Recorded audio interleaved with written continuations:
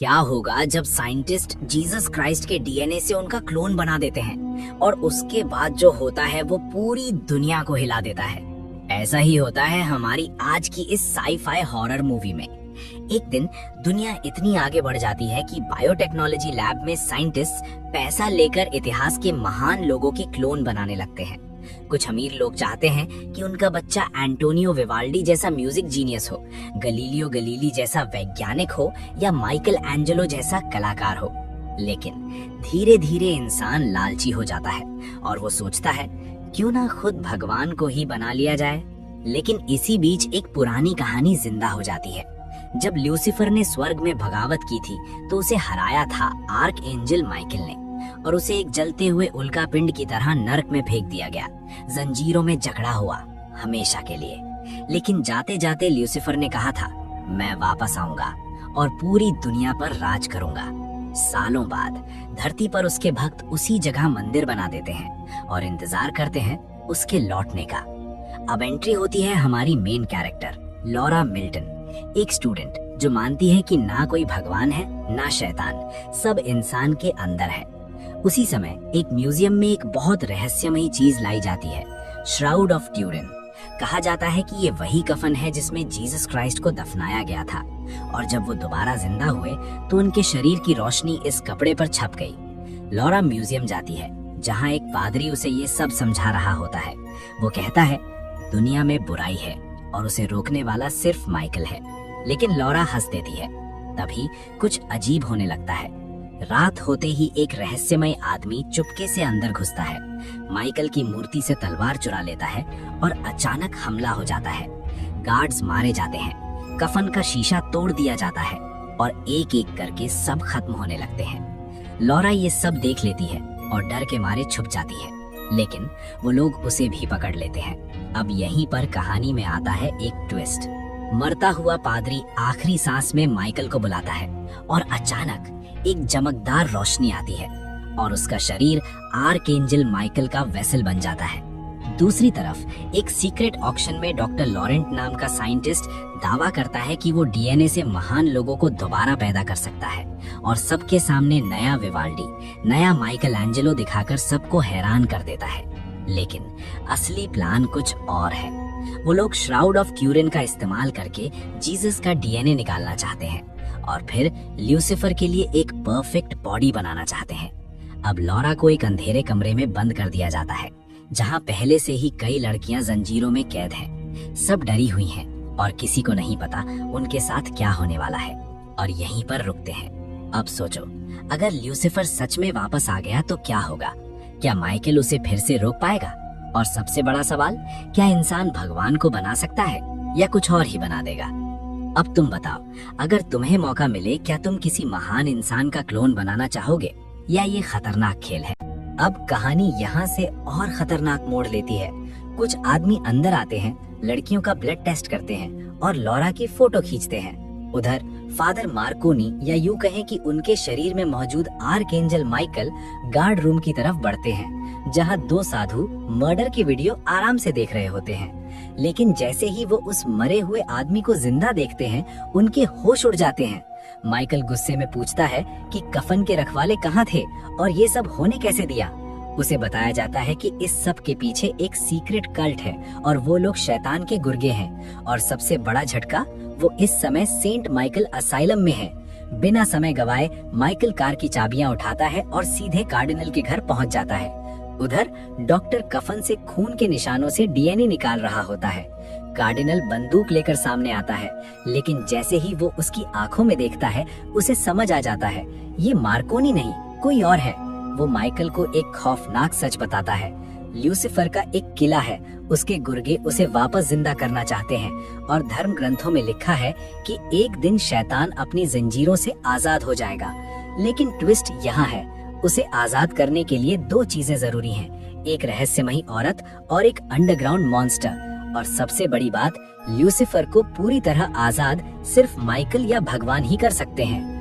अब असली प्लान सामने आता है। सदियों से शैतान के गुर्गे कुंवारी लड़कियों के शरीर इस्तेमाल करते आ रहे हैं ताकि ल्यूसीफर के लिए एक परफेक्ट बॉडी मिल सके।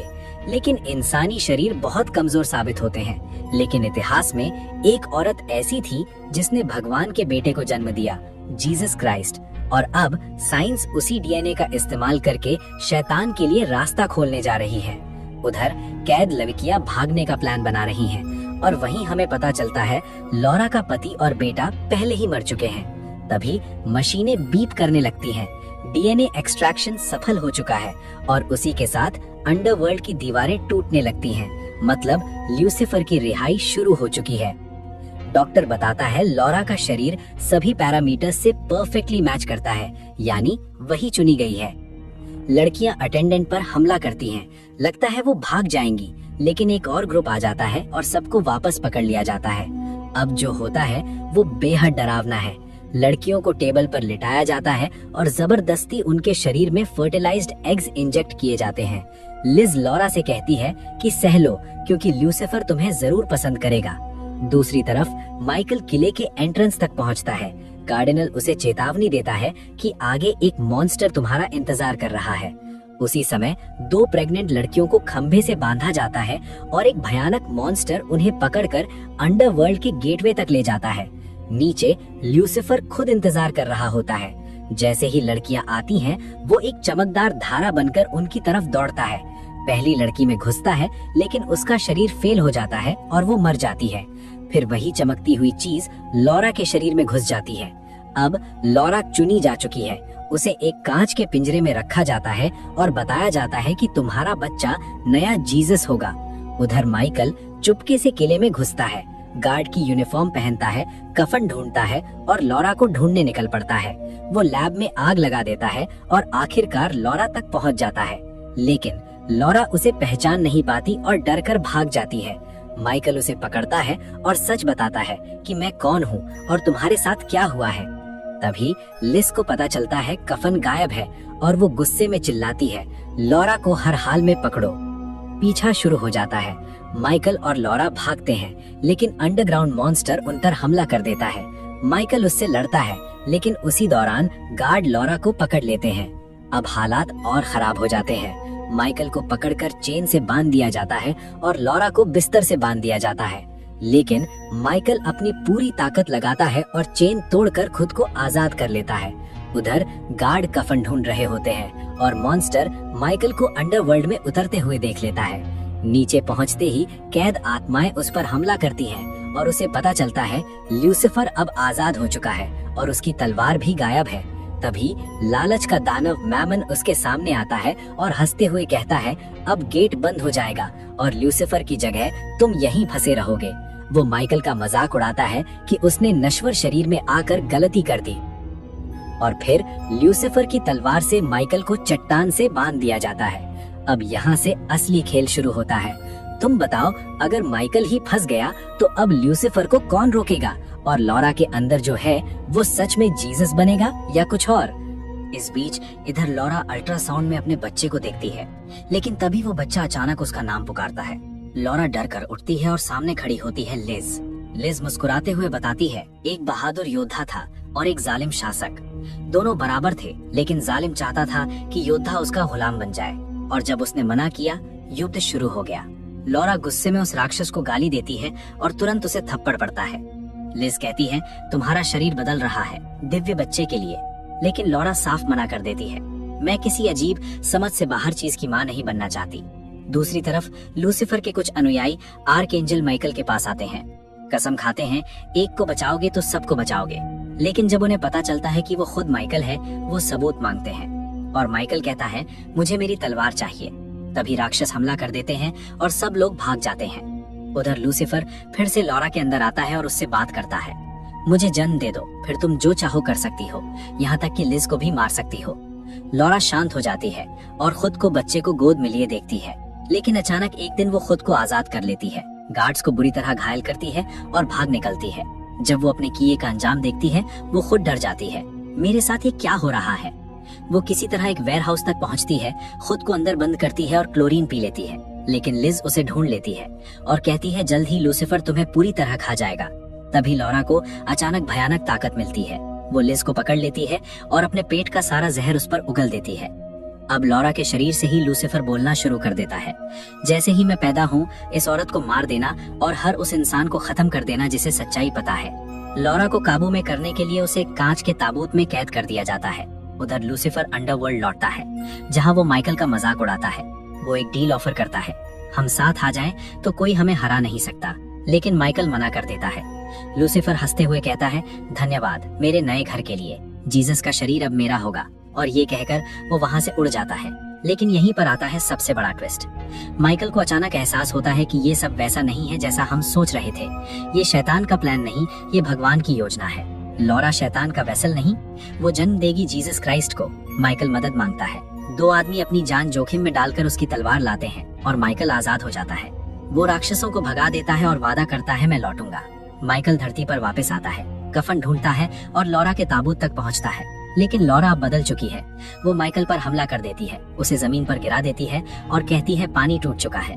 दर्द से तड़पते हुए माइकल उसे समझाने की कोशिश करता है, ये बच्चा बुरा नहीं है, यही लूसीफर को हराएगा। लेकिन लॉरा गुस्से में उसकी गर्दन पकड़ लेती है। माइकल अपनी आखिरी सांस में कहता है, अच्छाई हमेशा बुराई से मजबूत होती है। और फिर लॉरा सब कुछ तबाह करना शुरू कर देती है। तभी जन्म शुरू हो जाता है। आंगन में शैतान के फॉलोअर्स इकट्ठा होते हैं। लिज बच्चे को लेकर आती है। लॉरा को कुएं में फेंक दिया जाता है और एक मॉन्स्टर हथियार लेकर सबको मारना शुरू कर देता है। उसी वक्त माइकल को होश आता है। वो आंगन में पहुंचता है। डॉक्टर बच्चे को चूमता है और तुरंत मारा जाता है। लिज बच्चे को लेकर भागती है और माइकल लॉरा को ढूंढता है। लॉरा किसी तरह कुएं से बाहर निकलती है। माइकल उसे बचा लेता है। दोनों कार तक पहुंचते हैं और लॉरा अपने बच्चे को उठाती है। माइकल कहता है, ये भगवान है जिसने तुम्हें चुना। वो लॉरा से कहता है, कार्डिनल को ढूंढो, और खुद अंडरवर्ल्ड के दरवाजे बंद करने चला जाता है। लेकिन राक्षस उसे रोक देता है और दरवाजा फिर से खोल देता है। तभी माइकल उन विस्फोटकों को उड़ा देता है। पूरा महल धमाके में उड़ जाता है। कुछ समय बाद कार्डिनल और लॉरा बच्चे को लेकर मंदिर पहुंचते हैं और कफन वापस कर देते हैं। जब सब कुछ खत्म होता हुआ लगता है, आर्कएंजल माइकल सीधे अंडरवर्ल्ड में उतरता है और वहाँ उन सभी लोगों को आजाद कराता है जो उस पर विश्वास करते थे। थोड़ी देर बाद एक शांत सा सीन, जंगल के बीच, जहाँ लॉरा, कार्डिनल और एक बड़ा हो चुका लड़का साथ चल रहे होते हैं। लेकिन तभी दूर खड़ी लिज उन्हें देख रही होती है। वो धीरे से कहती है, लूसीफर। लड़का रुकता है, धीरे धीरे उसकी तरफ मुड़ता है और तभी उसकी नाक से एक गहरा काला जेट निकलता है और फिर वो बिना कुछ बोले वापस मुड़ जाता है। और यहीं पर फिल्म तुम्हें सोचने पर मजबूर कर देती है। क्या वो बच्चा सच में जीसस क्राइस्ट था या फिर लूसीफर का कोई नया रूप, या दोनों का कुछ ऐसा मिश्रण जिसे इंसान समझ ही नहीं सकता। ये फिल्म सिर्फ अच्छाई और बुराई की कहानी नहीं है, ये दिखाती है कि जब साइंस और फेथ टकराते हैं तो नतीजा कितना खतरनाक हो सकता है। अब तुम बताओ, तुम्हें क्या लगता है, वो बच्चा कौन था?